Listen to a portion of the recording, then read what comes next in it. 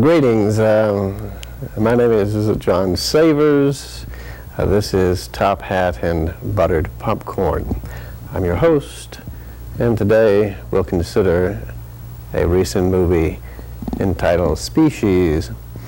Species is directed by a gentleman named Donaldson. This movie stars Ben Kingsley, Michael Madsen, Whitaker, Alfred Molina, Roger Donaldson, and introduces Natasha Henstridge. Consider. This film seemed to me to be a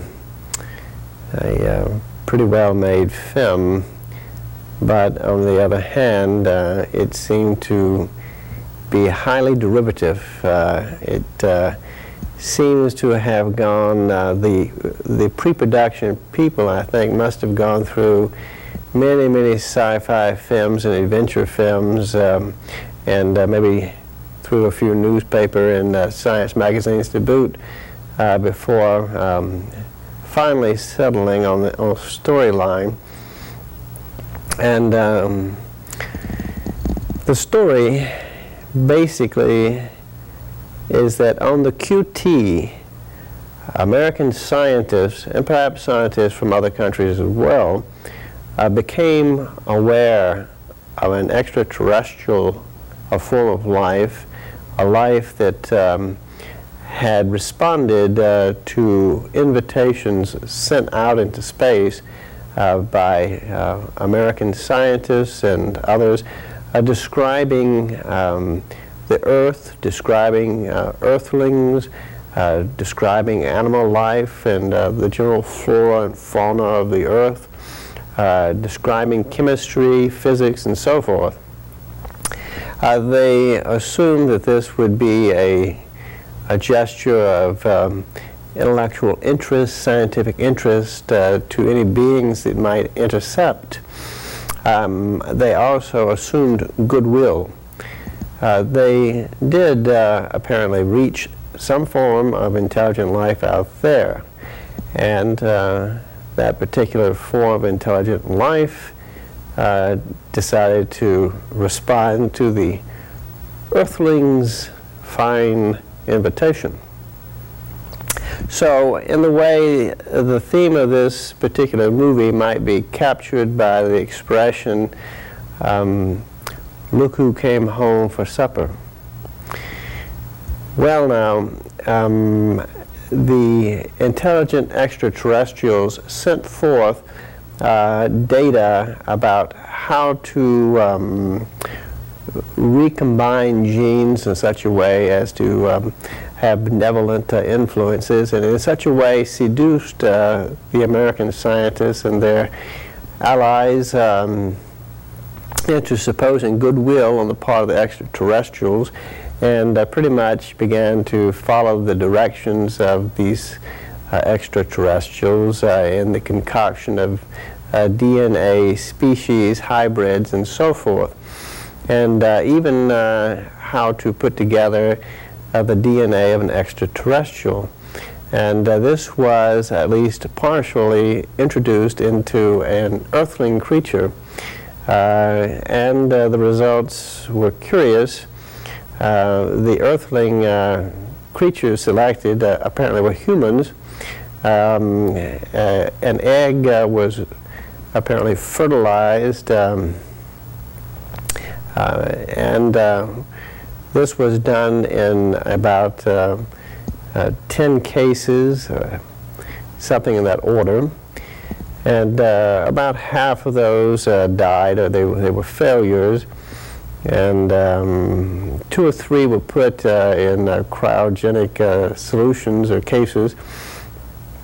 And 1 was destroyed, and 1 was allowed to go on and prosper. And the one that was allowed to prosper turned into a little human, a human that at first appearance seemed rather normal, but as time went by, it became quite apparent that there was something peculiar about this child. Therefore, the scientists decided to isolate the child, And this is under the direction of Ben Kingsley. He seems to be the top scientist, and all this is being done out in New Mexico at a facility connected with a Dugwell Air Force Base or Army base. Ben Kingsley is appearing in this movie as a rather quiet but dominant personality. He has a look of authority about him, and yet there's something kind of absurd about him also. He is bald and clean-shaven, dressed in a white smock, scientist vest, whatever they call those, side, kind of like a medic coat, jacket. And he looks sort of like a giant Speedy Gonzales, minus the hat, of course, and whiskers. In other words, he looks almost like a cartoon mouse or kangaroo that has gone scientist. At any rate, he is there, and at his direction, the young girl, a pretty blonde girl of about 10 or 11, I suppose, and she is put into this glass cage. Looks almost like an execution chamber, and in that particular situation, she was allowed to go on for a time, but the wheels were already churning to execute this woman, this young girl, and cyanide or some such was introduced into the chamber, and the little girl's compartment began to fill with the toxic fumes. It began to appear as if a fog, a swamp fog or swamp gas was suddenly issuing up from the flooring of this little apartment in which the girl lived. We see Ben Kingsley observing this all, tears welling in his eyes as this occurs, and the little girl, frantic inside as she sees this and begins to sort of clutch her throat and so forth, the agony of asphyxiation, and suddenly she bangs out of the at the glass and breaks through the glass, makes some sort of tremendous acrobatic somersault or other, and tears out of the facility. All the people watching, and of course there were many soldiers and what might be called military police and scientist police and orderlies or whatever, and the place was pretty well manned, but everyone was sort of frozen by this unexpected event. And the little girl made a quick dash for it, and by golly, she made it.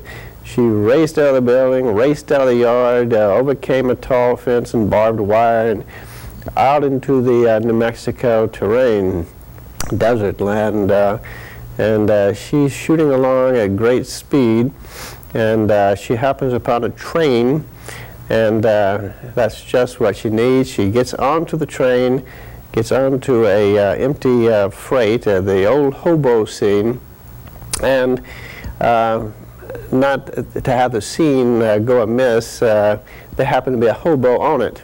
And not only was there a hobo, but he was a rather nasty-looking fellow with nasty-looking teeth, and he appeared to be intent on either robbing the girl or molestation or both. However, that little did this hobo know with whom he was dealing.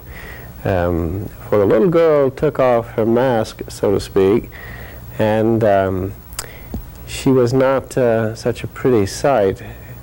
And she finished off this hobo in a rather quick fashion. The music that accompanied this kind of thing was almost like the slamming of cell doors, iron doors in the prison movies. This kind of quick, you know, and then the guy's dead. And she has, this particular beast seems to have a way of destroying the larynx, and presumably asphyxiation is the cause of death. Anyway, there's a bloody mouth in the whole event, and a rather nasty looking situation. And now the little girl is pretty much in control of the situation at this point in time. She does not really resent having a dead traveling companion, and the town, the train rolls into a town, and she gets off and snoops around for some food and stuff like that, and really gets ready to make the scene as a little robber. But a vigilant clerk kind of keeps her from doing that, although I think she did manage to cop a few goods. But amongst the things she did cop was a kind of piece of luggage of some sort that a gent or someone had left outside the station. Got back onto the train and kept on going west toward L.A. She now had a bag, and she had some earthly possessions, and it should be noted that while all this is going on, Ben Kingsley is not sleeping. He has organized the crew. They have chased after the little girl. They're always a day late and $1 short, it seems, just right on the track, but can't quite get her. And yeah, he is a far-thinking sort. So he contacts a group which it must have been borrowed from one of the TV series, Mission Impossible, or one of those series that have a gaggle of disparate people, all with specialties, special talents, and they make a team which is almost invincible. And so it is with this particular movie. Ben Kingsley, perhaps with the aid of intelligence, military intelligence, calls together what would amount to be a hit team. Premier in this hit team is a character named Presley. Now, Presley undoubtedly is meant to conjure up the king, Elvis. And he is Southwestern in his speech and style, and he has a look to him that would call to mind Elvis Presley as he looked when he had his hair cut to go into the military and become a GI, and add on about 20 years. And then to this mixture, add the annoying mannerisms of Mickey O'Rourke, and you have a pretty good idea of the Presley character, a tall, raw-boned individual. Now, he is a hired killer, a contract killer. As he says, words to the effect that when people contact him, it's time for somebody to die. And he's joined by a gentleman played by Forrest Whitaker. We saw Forrest Whitaker last, I believe, in Platoon as the medic. In this particular go-round, he is an empath, which I have not seen too much of outside of Star Trek. But that is what he was, he claims, and apparently has pretty good credentials, because police and military and intelligence types, so forth, have a way of calling upon him. He has the talent, apparently, to sense what people feel and think in a given operational situation. He apparently picks up that particular person's vibrations in ray situational logic, and or hysteria, as the case may be. At any rate, he goes and he can touch cloth or go into a room where somebody was and basically say words such as she is afraid, she is hungry, she has lost her slip, her girdle's too tight.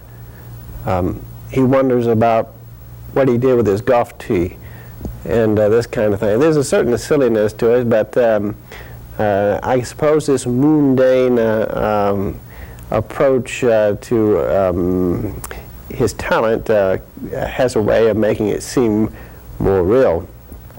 At any rate, Dan is joined by a character played by Molina, something of an academic type professor of, as I got it, anthropology, some such, archaeology, Harvard-Yale type. He has something of a bred accent. It has those terrible teeth one associates with the Brits, so in that sense he was very believable. He played a character with the name of Arden or some such. Now his role was not really a salient part of this movie, but he did have his grand moment. They were joined by a lady, Marge Helgenberger, playing a doctor also, this time a microbiologist or some such, specialist in DNA. She was pretty quickly drawn to Presley, and a little romance developed in this regard that perhaps helped keep the soap opera crowd from taking a hike. This particular movie, I think, is aimed primarily at adolescent sci-fi audiences, teenage types of sci-fi types, and it uses, for the most part, the standard tricks of the trade. This foursome, joined by and led by Kingsley, set after the girl. Apparently they have pretty much of an open paycheck about chasing her down. It's not spelled out exactly who's picking up the tab, but we assume somebody, a contract killer like Presley, would not come cheap. And all these highfalutin doctors of anthropology and microbiology and so forth would probably want a few quid themselves. Probably the only soft touch might be old Dan, an empath. He might be a little bit of a soft touch, and they might be able to kind of get him on the cheap. But be that as it may, they go after the little girl, and they see that she has gotten onto the train. They have checked the hobo. They have found his body, and they have checked him out and know that part of the DNA at the scene was the little girl's. Then, but be that as it may, we have a creature which is, after all, part human here. And so the little girl is not altogether cognizant of what's happening to her. She is reacting, responding, and not always happily about events.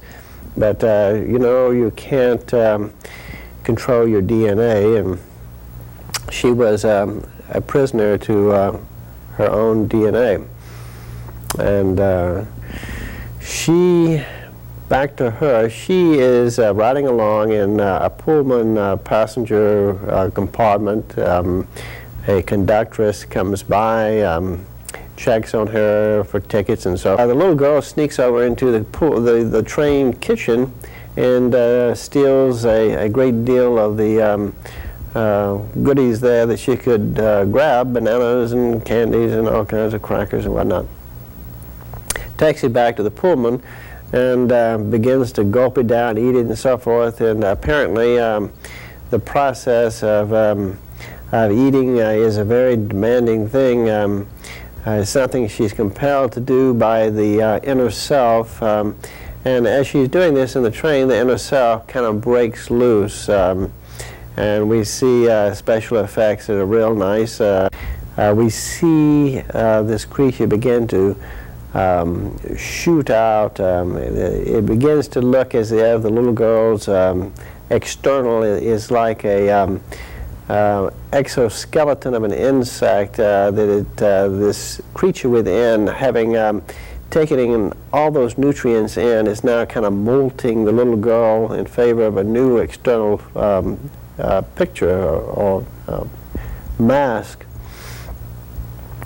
We see what appears to be a hothouse plant going crazy, vine-like tentacles shooting out every which way, spreading and like fungus and like vines, and it was a rather disgusting-looking entity. Had something of an aspect of earthworms thrown in, and climbing up the walls and ceilings and corners, and taking a kind of form in the corner of the Pullman.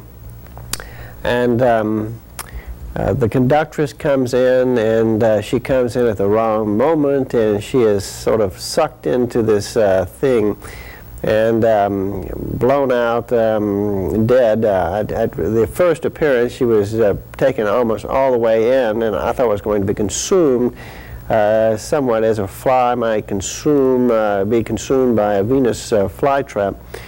But she's sort of spat out, as it were, having been killed. Again, I think the larynx destroyed. And we look at this particular structure in the Pullman again, the remains of the little girl, as it were, and it begins to look sort of like some sort of vagina. And not strangely, after this whole episode of the killing of the conductress, popping out of this structure was a naked, full-grown woman, very shapely, and it was a birth scene, and unmistakable about that. So when the train arrives in L.A., who should get off but this beautiful young woman wearing the conductress's coat and hat. And she's walking down the station, making her way and looking over all the people, and there's a look of curiosity and amazement and ignorance, and sort of taking it in. What does it mean? It's all apparently quite alien to her. Further, this young woman watches television, and she tries to understand a little bit of the culture, what she herself was supposed to do here. But one of the things that she was certain she was supposed to do is mate. And so she asked the clerk where she might go to meet a man. Now, in regard to this aspect, barely had the mating process concluded to the great satisfaction of Arden when the young lady on top of him proclaims that life has been born in her. He's kind of taken by this, surprised, thinks his leg is being pulled, but she takes his hand to her abdomen, and he feels life. They pursue this particular woman into the sewers, and this leads into oil caverns and caves, and they finally locate her. Kingsley gets killed along the way. At the very finale of this, they corner the alien, and We also find out that she has a son. The son was a pretty nasty kid. At least the rats thought so, that lived in this particular cavern, because he was dining on them. His mother got into a great to-do, but was basically killed. She lost parts of her body along the way, and at the very end it appears that Presley and Dan and the lady microbiologist have been victorious, but unfortunately the last scene of the movie, we see a rat dragging away a part of the body of the extraterrestrial, and later on appearing, a rat appears and looks at another rat, and all of a sudden this projectile comes out of the mouth and gulps down this other rat. Now it just so happens that we know that the alien has some sort of a tongue that can't be stopped. It's like a spear, or short sword, or a forceful instrument of death. And so in seeing the rat, we know that somehow or other, by ingesting the part of the alien, that his DNA has been altered, or that he has given birth to children with altered DNA. I should say mice, little rats, but young ones. Now this is really far-fetched, I would say, to assert that the eating of tissue from an alien would cause a DNA change. With this in mind, we may have a subsequent movie on this particular theme.